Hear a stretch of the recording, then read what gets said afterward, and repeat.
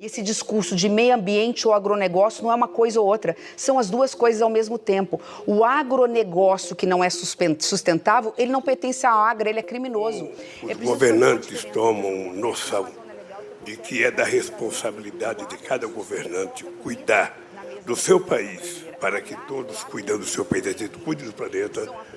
Agora, quando se fala em Amazônia, por que não se fala também agora na França, que há mais de 30 dias está pegando fogo?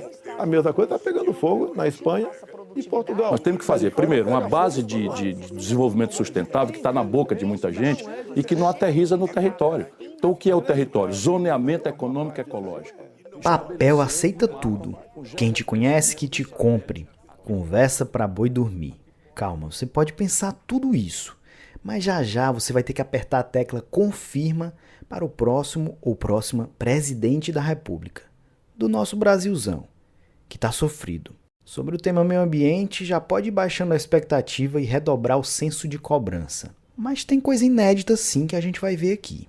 A forma oficial que arrumamos para conhecer o que cada candidato e candidata à presidência da República tem a nos oferecer durante 4 anos, caso seja eleito ou eleita, é por meio do plano de governo registrado no Tribunal Superior Eleitoral, o TSE. Sim, ainda dá tempo rapidinho aqui saber o que pensa sobre meio ambiente quem você pretende votar. Seja voto útil, de protesto, apaixonado, consciente, isso é uma decisão sua. Mas esse tema é de interesse de todo mundo, de todo o mundo.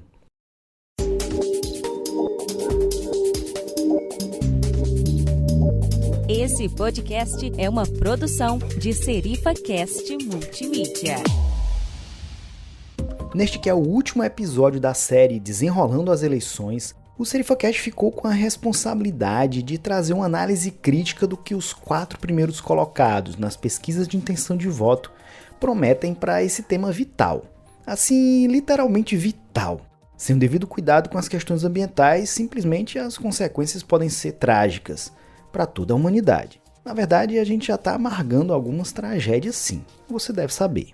A série Desenrolando as Eleições é uma iniciativa de um coletivo de 5 podcasts nordestinos para trazer informações e análises de qualidade sobre o cenário político brasileiro.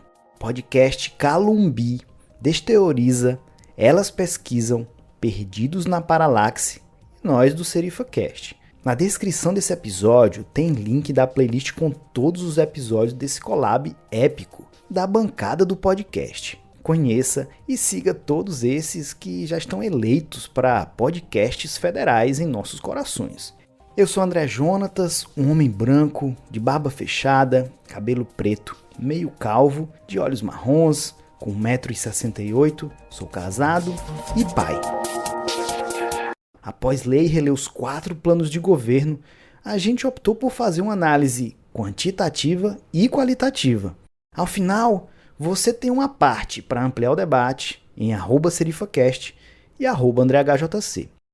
Escuta agora quais os planos para o meio ambiente.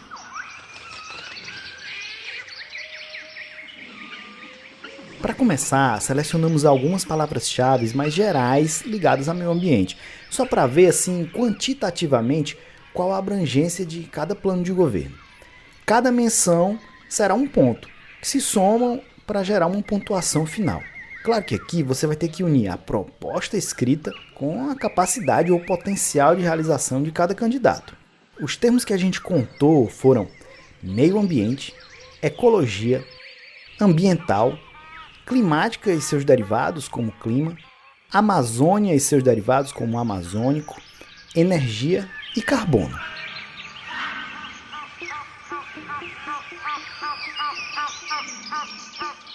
Grande parte disso aí, alguma parte disso aí é criminoso, sei disso. Outra parte não é criminoso, é o Ribeirinho. Bolsonaro ficou com 92 pontos. É o que mais cita esses termos. E o destaque é para a palavra ambiental, que apareceu 25 vezes. É o mais amplo, só que é muito repetitivo e tem um viés legalista muito forte. O Brasil faz discurso todo santo dia de que é preciso, desmatar, que é preciso queimar. Lula ficou com 54 pontos E a palavra mais citada foi energia. É o mais inclusivo de todos, só que muito discursivo, sem propostas práticas. É a falta dos rios voadores da Amazônia legal que está fazendo com que a seca no Rio Grande do Sul e no meu estado de Mato Grosso do Sul tenham comprometido a nossa produtividade. Simone ficou com 31 pontos. A palavra mais repetida é Amazônia e carbono, 7 vezes. O plano da Simone é que tem mais propostas concretas, mas com pouco detalhamento. Estabelecer no mapa, com georreferenciamento, com satélite, aqui pode, aqui não pode. Pegar as unidades de conservação, as terras indígenas, os biomas mais sensíveis. Ciro ficou com 12 pontos. E a palavra mais citada é energia. O plano de Ciro é o mais objetivo, porém apenas com a visão econômica do meio ambiente.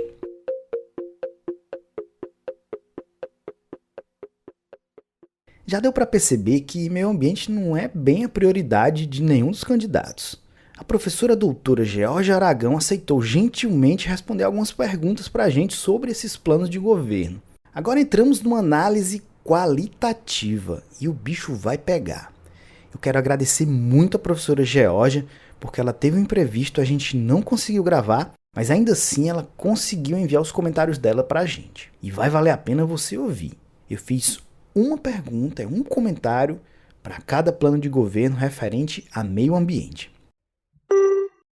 Professora, o plano do Bolsonaro traz mais robustez quando se fala em número de palavras-chave de interesse do tema meio ambiente. No entanto, o sentido é sempre muito legalista, né? É muito mais do que propostas e pensamentos modernos ligados aos anseios do tema atual. Mesmo assim, há uma agenda positiva proposta e nem de longe parece o Bolsonaro desse governo atual.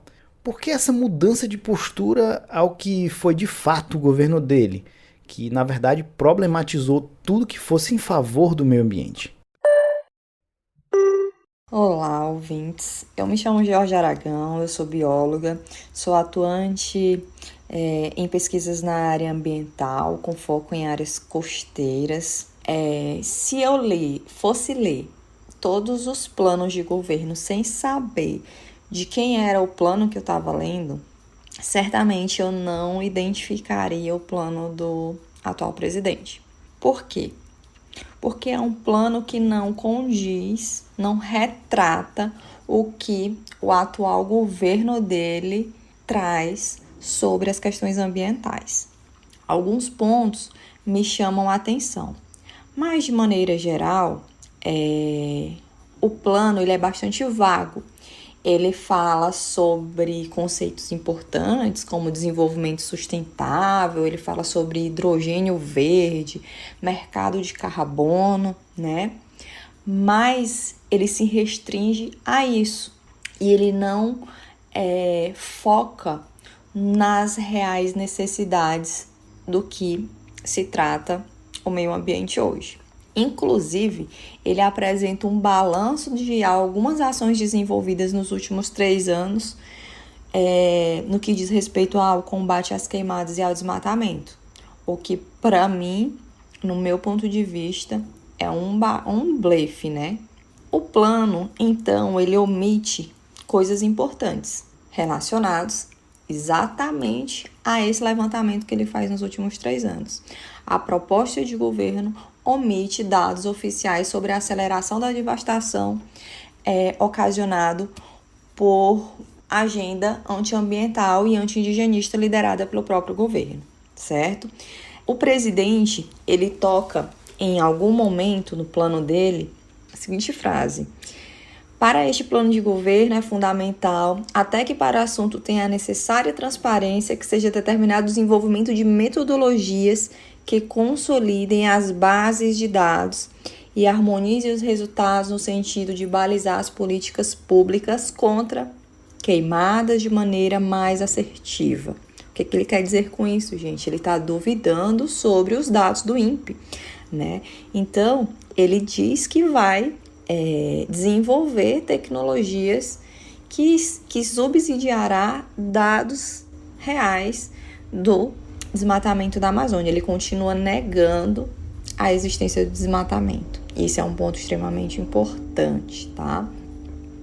Outra questão é a questão da regularização de propriedades rurais, né? De modo a fomentar a prática de grilagem. Então, esse tipo de ponto que vem dentro dessa agenda ambiental é, inclusive, bastante preocupante. Vai mudar alguma coisa em relação ao que ele vem fazendo? A ideia é a mesma, a proposta é a mesma, né?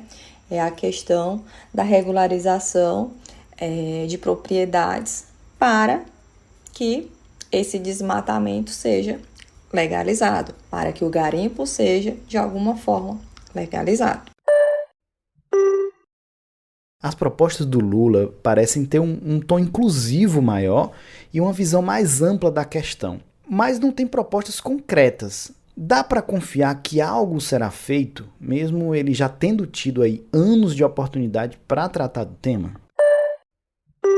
Em relação ao plano de governo do ex-presidente Lula, no qual foi o único que atentou ao compromisso de combater o desmatamento ilegal. O desmatamento, para se acabar com o desmatamento, são necessárias ações de comando e controle, certo? No caso do desmatamento legal, incentivos fortes precisam ser colocados em prática para evitar a supressão da vegetação, a eliminação da vegetação. O Brasil ele não precisa desmatar mais nenhuma árvore para avançar na agricultura. Isso é um fato. A ciência tem mostrado isso. E o Lula foi o único que incluiu no seu programa o compromisso de promover o desmatamento líquido zero. O que isso quer dizer? Foi o único que se comprometeu em promover a recomposição de áreas degradadas e também o reflorestamento dos biomas que estão em processo de devastação.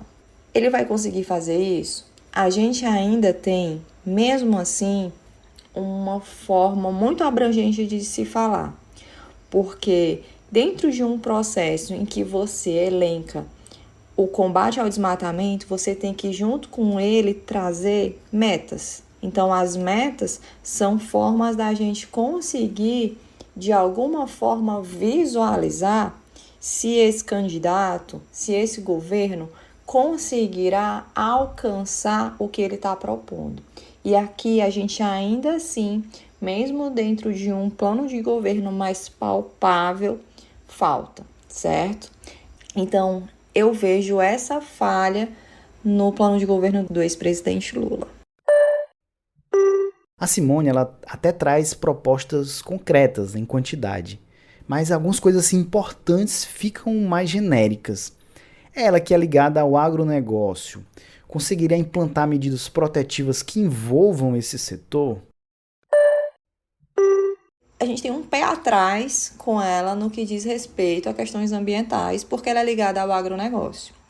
Inclusive, no plano dela, em alguns momentos ela afirma de que o agro e o meio ambiente podem caminhar juntos e ela informa, né, ela fornece algumas propostas para isso. Qual que é a questão? A questão é que a senadora, enquanto senadora, né, Simone, enquanto senadora, ela votou e participou de forma bastante ativa na aprovação de projetos de lei que atacavam os povos indígenas. Consequentemente, também a proteção ambiental, tá? Como é o caso, no caso da defesa pelas mudanças no chamado Estatuto do Índio, em que a candidata lutou para barrar, para atrapalhar a demarcação de terras indígenas no país. Então, a pauta ambiental em um possível governo da Simone Tebet pode ser muito parecido com o que a gente vê hoje no atual governo do presidente Jair Bolsonaro. Então, essas questões de comportamento dos candidatos é uma forma da gente conseguir vislumbrar se eles de fato vão atender às ansiedades do meio ambiente, que hoje estão focadas em quê? Nas mudanças climáticas, né? Que tem como consequência a mudança climática o desmatamento, né? a mineração irregular.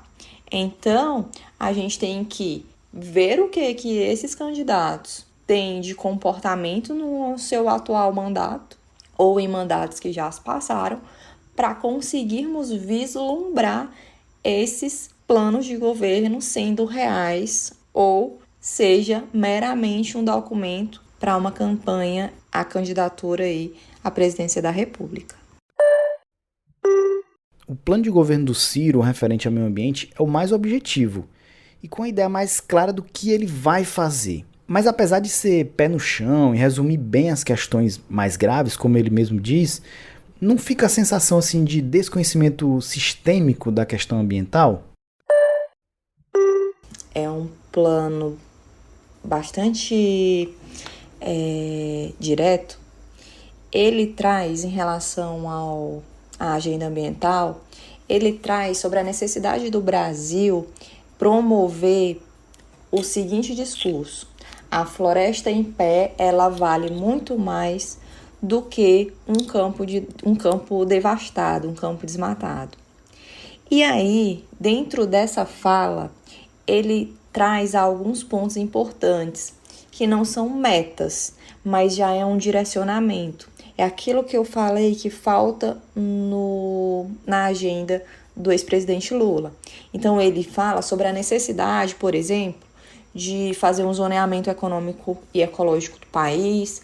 Ele fala sobre estratégias de desenvolvimento regional associada à segurança fundiária, né?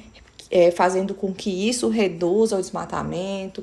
Ele fala sobre estratégias que possam conciliar e integrar a agricultura, a pecuária e a floresta. Então, esse tipo de coisa não é meta, mas direciona. A gente consegue visualizar o que pode ser desenvolvido dentro de uma estratégia de governo. Então, ela está mais clara, ela é mais direta, ela é mais enxuta, ela traz menos termos robustos, mas ela traz um campo de visualização maior no que pode ser feito dentro dessa questão ambiental, de novo, com foco no desmatamento. Você está ouvindo Serifa Cast. Professor, o que é indispensável e faltou nas propostas e também o que aqui a gente tem de novidade aí nessas 4 propostas para o meio ambiente? Nós falamos algumas palavras recorrentes, alguns termos recorrentes, como desmatamento, mudanças climáticas, né, o controle desses processos. No entanto, o que se sente falta é trazer a comunidade, principalmente as comunidades tradicionais, para esse contexto. Quem são as comunidades tradicionais? As comunidades tradicionais são os ribeirinhos, são os indígenas, são os pescadores, são os quilombolas, enfim. São populações que mantêm uma íntima relação com o meio ambiente, onde eles passam de geração em geração essa sua relação e a sua dependência para a obtenção de recursos para a sua subsistência, como, por exemplo, a obtenção do alimento, né? Nós temos os indígenas dentro da floresta amazônica como uma comunidade tradicional extremamente necessária. Nesse contexto, gente, é fundamental, é primordial para os grupos a conservação ambiental das terras indígenas. É fundamental que a gente possa garantir a manutenção de suas tradições e modos de vida. Portanto, sendo necessário uma estratégia de ocupação territorial estabelecida para a proteção desses povos. Foi citado? Foi, mas foi minimamente citado. Pesquisas apontam que os povos tradicionais, que os povos indígenas, eles tiveram um papel fundamental, por exemplo, na formação da biodiversidade encontrada na América do Sul. Para vocês terem noção, muitas plantas, por exemplo, surgiram como produto de técnicas indígenas, através de manejo de floresta. Exemplo de uma vegetação, o cacau, o babaçu, a própria mandioca que a gente tem na nossa mesa, a araucária, né? Então, os povos indígenas, eles sempre usaram os recursos naturais sem colocar em risco o meio ambiente, sem colocar em risco os ecossistemas. Estes povos, eles devolveram formas de manejo que têm até hoje se mostrado muito importante para a conservação da biodiversidade. Esse manejo, inclusive, gente, inclui a transformação do solo pobre da Amazônia em um tipo de solo muito fértil, que é chamada de terra preta de índio. Estudos apontam que é estimado que 12% da superfície total do solo da Amazônia teve suas características transformadas pelo homem neste processo. Então, é fundamental que nós tenhamos os povos tradicionais, principalmente os indígenas, sendo colocados nesses planos de manejo, né? Então, não é só sobre suas tradições e culturas, é sobre o conhecimento que vai ensinar muito sobre diferentes formas de manejar a floresta, inclusive o tal do desmatamento que a gente vem falando tanto, né? Através do cultivo de plantas, a conservação do solo, produção inclusive de medicamentos. Um viés que alguns políticos, alguns gestores, inclusive, têm um pé atrás, trazendo a crítica que os estrangeiros vêm para a Amazônia para buscar essa vegetação e produzir medicamentos e se apropriar. Então, os indígenas, eles são fundamentais nesse processo. Então, a cultura indígena, ela pode nos ensinar, sobretudo, como viver em harmonia com o meio ambiente sem devastá-lo. Eles são necessários, eles são instrumentos, acima de tudo, para a conservação da biodiversidade. O conhecimento é tão vasto que se denotou a importância das terras indígenas na conservação da biodiversidade, forçando inclusive a formulação de um marco legal para promover a gestão ambiental dos territórios indígenas, por meio da Política Nacional de Gestão Territorial e Ambiental de Terras Indígenas, que a candidata Simone Tebet lutou enquanto senadora para que não fosse aprovado. Então, hoje, a grande luta dos povos indígenas é para o conjunto dessas leis seja reconhecida e cumprida, garantindo a manutenção de suas terras livres, né, de invasores e em condições ambientais que eles possam permitir viver de acordo com seus modos de vida. Lembrando que essa característica dos povos indígenas, ela ajuda a ampliar a diversidade da fauna, da flora, porque eles têm formas únicas de viver e ocupar um lugar. Eles são fundamentais para a conservação ambiental. E isso não foi devidamente retratado em plano de governo de nenhum dos 4 candidatos à presidência da República de 2022. Então, assim, de maneira geral, pela primeira vez, o meio ambiente e as mudanças climáticas, elas entram no plano de governo de candidatos à presidência da República, né?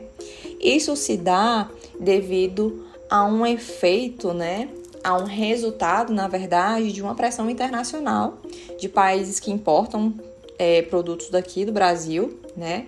Que começaram a cobrar uma maior fiscalização, uma garantia de origem de produto, né? Fazendo com que aconteça uma preocupação voltada, que eu falo, né? Quem dera fosse uma preocupação para o meio ambiente, de fato, mas é uma preocupação voltada para a economia, né? Então, esses grandes países se preocupam com o desmatamento ilegal da Amazônia e pedem que os candidatos, na verdade, que os governantes apresentem metas para uma agenda do clima, para uma agenda voltada para o desmatamento, que apresentem-se compromissados com esse foco. Então, não é à toa que a gente tem dentro aí dos candidatos mais bem cotados para a presidência, esses 4 candidatos, todos eles trazem uma agenda ambiental considerável, né? Bastante considerável, mas não é à toa, né? Não é à toa, isso vem de uma pressão internacional bastante forte. A natureza está nos mandando uma mensagem clara. Estamos afetando o meio ambiente para o nosso próprio prejuízo. A degradação dos habitats e perda de biodiversidade estão acelerando. As perturbações climáticas estão piorando. Incêndios, inundações, grandes tempestades são cada vez mais frequentes e destruidoras. Os oceanos estão ficando mais quentes e ácidos, destruindo os ecossistemas dos corais. Essa foi uma mensagem do secretário-geral da ONU, Antônio Guterres, para o Dia Mundial do Meio Ambiente em 2020. Ele convoca toda a comunidade global para mudar de rumo sobre as questões ambientais e pede para que, enquanto colocamos a natureza no lugar onde ela pertence, que tratemos a natureza no centro das nossas decisões. Mais recentemente, na Assembleia Geral da ONU, neste mês de setembro de 2022, Guterres também reforçou o aspecto ambiental em seu discurso. It's time for nature.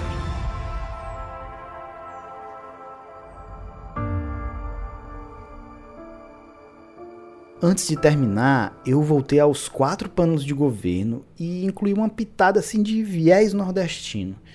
Eu pesquisei o que tinha sobre semiárido, o clima da maior parte da região Nordeste, e também busquei por Caatinga, que é o bioma que predomina no Nordeste. Para surpresa de ninguém, um total de 0 menções sobre os temas. Apenas Lula e Simone citam a palavra Caatinga, mas sem propostas. Agora sim, obrigado pela sua audiência. Escute todos os outros episódios da série Desenrolando as Eleições. Um grande abraço. Tchau!